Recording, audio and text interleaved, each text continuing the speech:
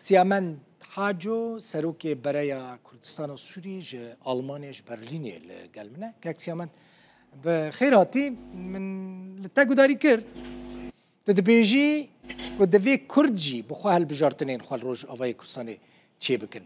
کاری اینه که جمره بحث مکانیزم ویا کی بکی که سیامند مثلا کرد بشتاری هالبجارتنا نبن بخواه هالبجارتنین خواه چی بکن تشتی که وی آواهی ممکنه چی ببه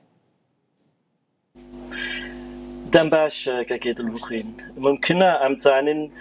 تجربة نديها أنا كرسان عراقي صاران وتدو أهل بجارتني خوكرن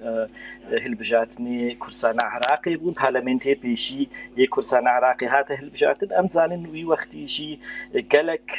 هيزينا في دولتي ويهاريمي ديجي أهل بجارتنا بود بس كرسان عراقي قوت أم خوازن عراقا بيشروش فدرال بي وأمي أهل بجارتني خوبكن بهور يامده ما في كردا هيا بشتي اف برياره هالبجارتني دركت يكشي اف نهل بجارتن يكني كاري نافيو بكي هالبجارتن تعيين كرينا يعني ام زانن قانونا هالبجارتنا حكومتا دمكيد بيجي تلتك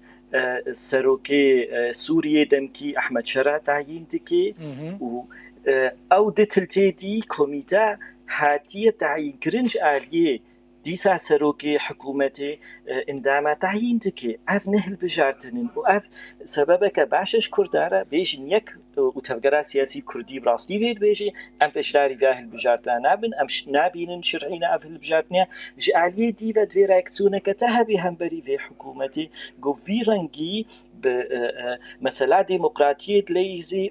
ونهل بجارتنا كديمقراطية شيتكي وتعيين دكي كاك يامدا اوكي كاك سيامند بس في مثلا كده البخين خاصة برسفات بدو جبوي ام كاربن جبوي هاريما كردي يعني كرسانا سوري ده البجارتنا بكن فيت تشتام بكن يك جيد فيت هفقرا سياسي كردي براستي لفوري ياد دوا ام دستورة كي تشي بكن جبوي كردستانا سوري وسر رنجيه البجاتني لفهاتنك ببي بس وكم قوت تجربة هنا وقالك ولاتي ديجي دهاريمي خوده البجاتن كرنا بشداري البجاتني نافندي مركزي ببن باشا تشاود بكاك سيامن مثلا سبا البجارتن تشي ببن اف حكومتك هذه شرعية يعني سبا مثلا احمد شرع بشتري جفينا انجمنا يعني نتوين يكبوش دبل نيويوركي اف برلمانك تي البجارتن يعني برلمانك تي افاكرن بتشرنجي باجي سباوي دي دانوستاندني ناف دولتي القلبي برلماني هبن كرد لدرفان نامينن اگر بشتري البجارتنان نبون وكم قوت شاشة بهور جامدة كرد بشداري تعييني ببن يعني نها بارتي سياسي نكارن خبرش حينن وكسي دينا اف كوميتا شرع تعيين كريا وينا قانديا اف كوميتا او خلكا دنقيني نده البجيري يعني هو كان مثال امي بيجن حلبي دا صد كسوي خرشحين نجبوي في برلمانتها او كوميتاتي الواجهدار دكي كوميتا شرع تعيين كريا وطفروي نقيني صد كسي مي بيجنش حلبي شاركس كفنا برلمانتي سوري دا يعني مجلسا سوري يا بيشروجي او كوميتا ويجوي صد كسي مثال بينج كسا نقيني ناينه هالبجارتن وتبهور يامدا دوي ام بهتر بهيزينا دولتي بدا مصاني خوي دبلوماتي بدنا خويا كرن جواكانا في دولتي دا اف نهل بجارتن نشرعينا نرتيام اللطي سوري لكن اوكي ودمي ده برلمان تشيدبن ياكل الشامي وكان منيك جي قامشلو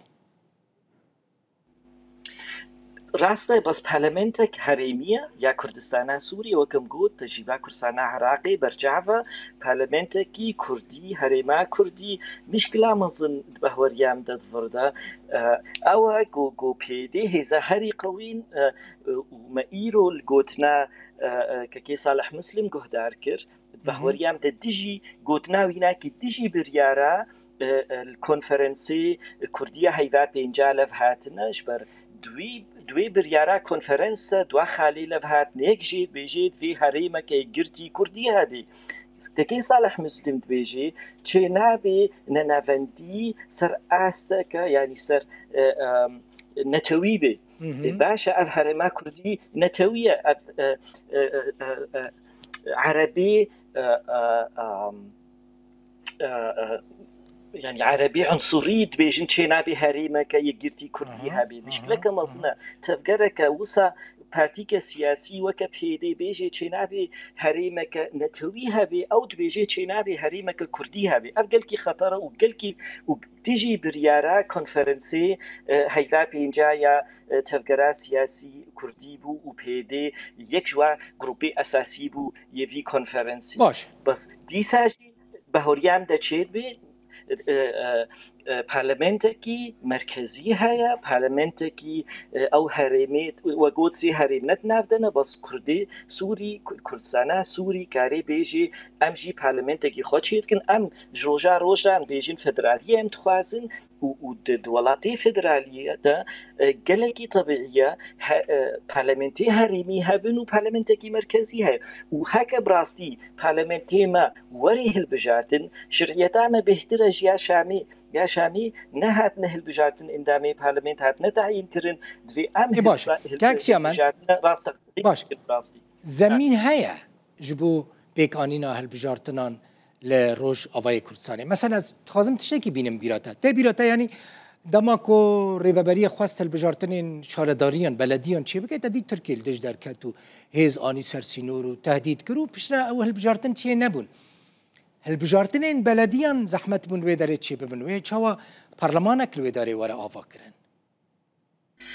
روشاتي جوهرتن ككيد البخين أمني كارن مقارنة بكن روشا إيرو بيابري سي 4 سالة شوختا بيفاجوا تركي ديسبيكريا بيغاكا و AKP وحكومتا تركي روشاتي جوهرتن دا مستاني بيدي